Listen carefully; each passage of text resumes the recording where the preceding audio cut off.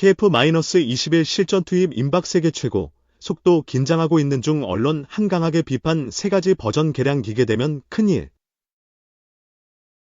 방위사업청이 한국형 초음속 전투기 KF-21 보마레의 최초 양산, 230mm급 무유도탄 양산 등 39개 신규 사업을 포함한 206개 방위력 개선 사업, 무기체계를 추진 중이다.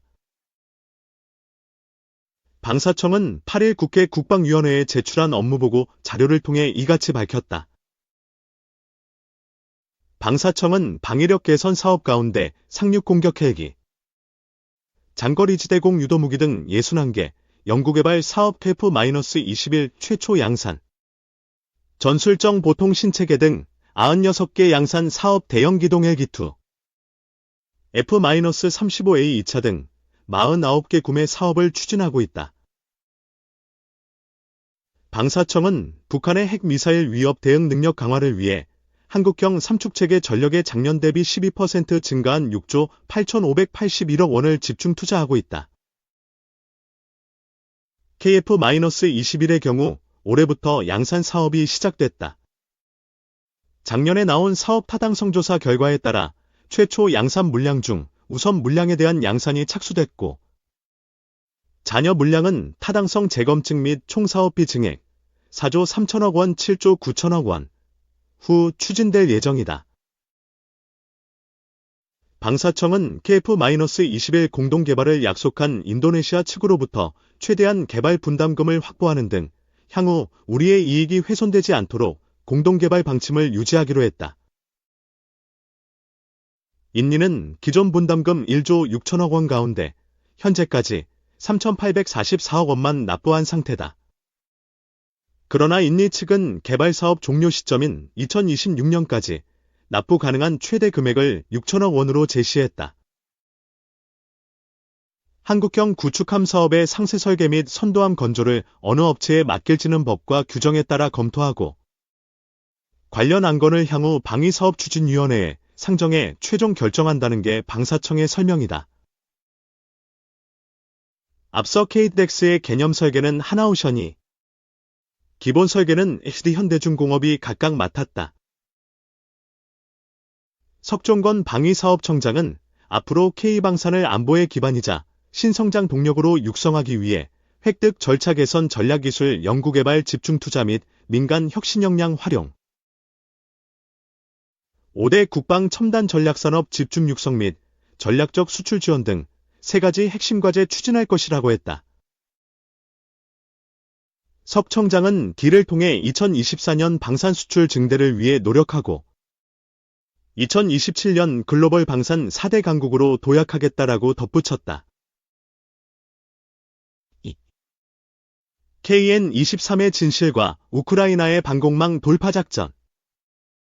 우크라이나-러시아 전쟁에서 양국은 자신의 타격 미사일을 사용해 상대의 방공망을 돌파 및 파괴하고자 노력하고 있습니다. 그 과정에서 북한제 KN-23 탄도미사일이 악명을 떨치고 있고, 천룡 공대지 미사일의 추종 모델인 스칼프와 스톰 쇄도우가 큰 활약을 펼치고 있습니다. 서방 국가와 러시아 모두 실전 경험을 반영해 자국의 방공망을 개량함과 동시에 적대국의 방공망을 돌파할 수 있는 다양한 신기술과 무기체계 도입 사업을 진행하고 있습니다. 시텀-290 테스트 발사 장면입니다. 천룡과 시텀-290을 활용한 돌파. 북한의 KN-23이 최초로 공개될 당시 국내와 해외 전문가들은 KN-23을 북한판 이스칸데르라고 호칭하면서 엄청난 위협이 될 것이라 평가하였습니다. 이스라엘 방공 전문가들은 KN-23의 참조 모델인 러시아 이스칸데르를 패트리엇 페이시 3로도 제대로 요격하지 못할 것으로 분석하기도 했습니다. 국내에서도 KN-23 등의 위협에 발맞추어 천궁 블록 개발 사업이 신속히 결정되는 등 엄청난 여파가 있었습니다. 그러나 실상은 상당히 달랐고, 이와 반대로 우크라이나군은 에크მს와 스칼프를 활용해 러시아의 S-400 지대공 미사일을 성공적으로 파괴하고 있습니다. 이는 다른 의미로 한국이 개발 중인 천룡과 시스템-292 향후 러시아 방공망 공략용으로 유럽 지역에 마케팅할 수 있음을 의미하기도 합니다. 이에 밀리터리 리뷰이지 2409호를 통해 우크라이나 러시아 방공전 현황과 함께 아톰스보다 우수한 시스템-290의 신기술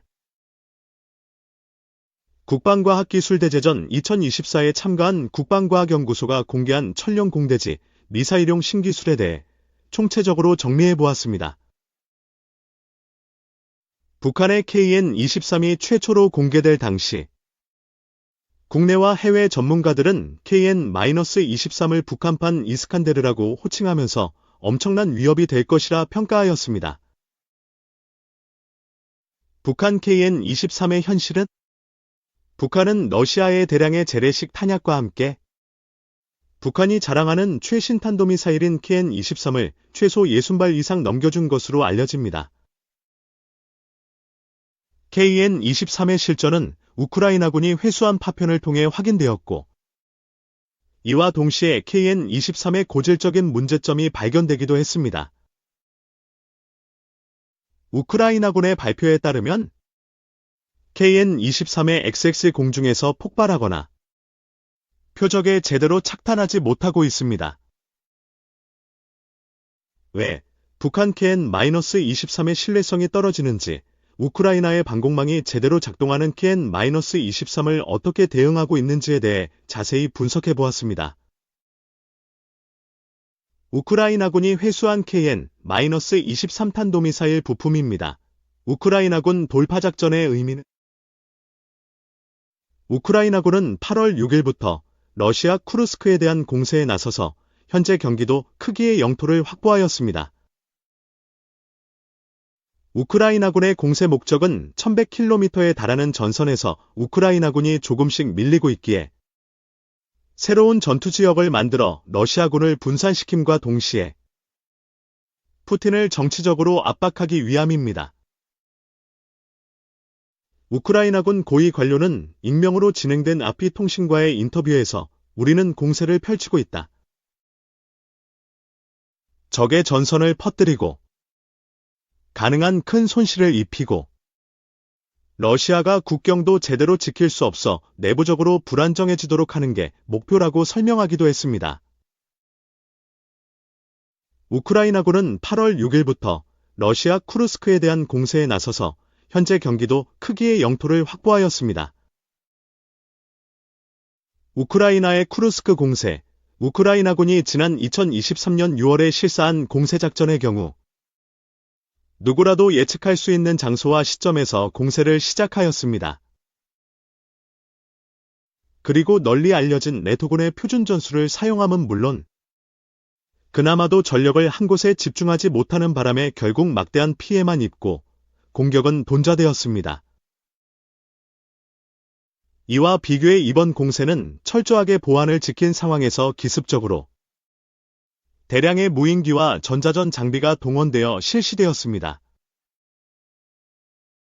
추가에 러시아의 일반 국경선에는 현재 2성급 징집병이 지키고 말 그대로 전투력이 엉망진창이었습니다. 이에 우크라이나군은 전자전 장비를 동원해 러시아군의 통신을 차단했고, 무능한 군대는 그 무엇보다 상부와의 통신이 끊어지면 동요하고 붕괴되었습니다. 이어서 우크라이나군은 대량의 소형 자폭 무인기를 동원, 러시아군 매복이 의심되는 건물의 구역을 모두 타격하는 방식으로 시가전을 쉽사리 수행하였습니다.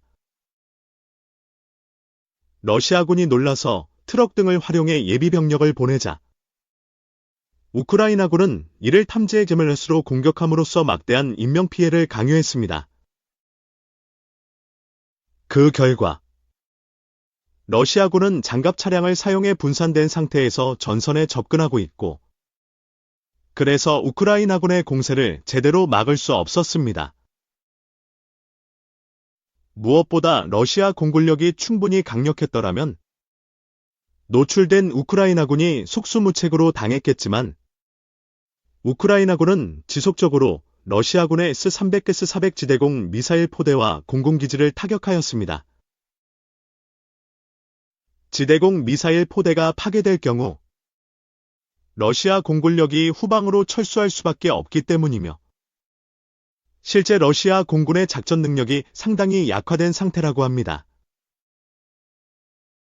우크라이나군이 아캄스를 사용해 모로조프스크 비행장의 수-34 전폭기를 파괴한 사진입니다. 우크라이나군은 러시아 공군력의 활동을 위축시킴과 동시에 우크라이나 전폭기에 대한 위협을 줄이고자 이미 2023년부터 러시아 방공망에 대한 타격을 시작하였습니다. 그 과정을 보면 2023년 8월 23일 우크라이나 해군은 자국산 넵튠 순항미사일을 사용해 크림반도에 배치된 S-400 트라이엄프를 구성하는 48-69K1 포들렛 공중정찰 레이더를 파괴하는 데 성공하였습니다.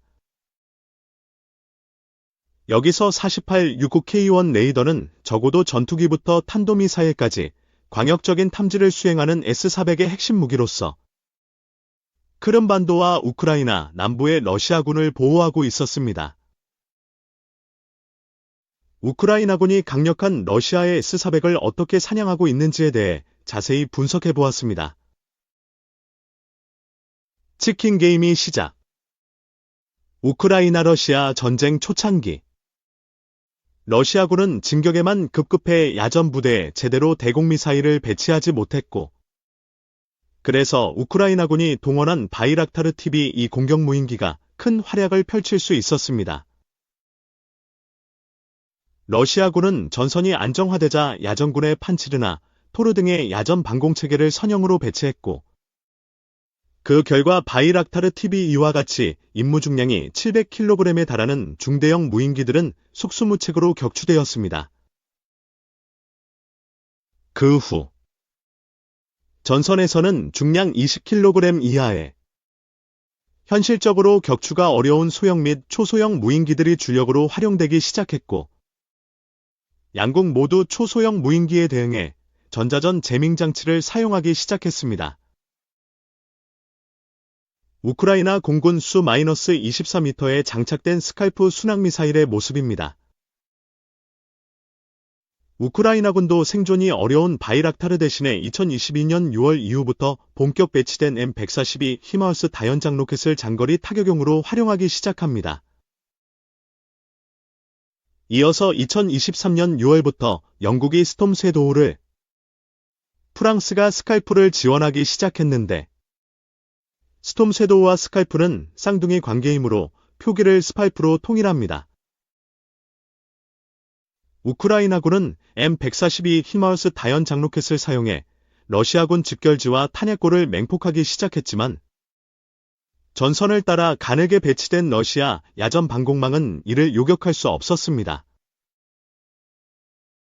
이어서 스칼프가 후방의 사령부와 지하 탄약고 및 연료저장소 등을 타격하자 러시아군은 서둘러 대책을 마련합니다. 우크라이나가 러시아군의 상대방의 방공망을 파괴하고자 어떠한 작전과 무기를 활용하고 있는지에 대해 밀리터리 리뷰 이지 2409호를 통해 자세히 분석해 보았습니다. 우크라이나 전쟁에서 아캄스는 큰 성과를 거둠과 동시에 한계점도 드러내고 있습니다. 우크라이나군은 미국이 공급한 아캄스를 활용해 러시아 공격 헬기 부대에 치명적인 타격을 가한 데 이어 러시아 공군과 헬기 부대를 체계적으로 파괴하고자 방공망 공격에 나서고 있습니다.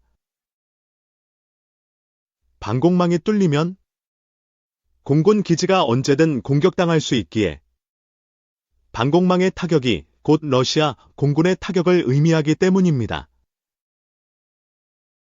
우크라이나군은 아캄스 외에 프랑스와 영국을 통해 지속적으로 원조되고 있는 스칼프를 활용해 러시아 방공망 공격을 시작하였습니다. 이어서 아캄스와 넵튠을 동원한 작전도 수행했습니다. 자세히 분석해 보았습니다.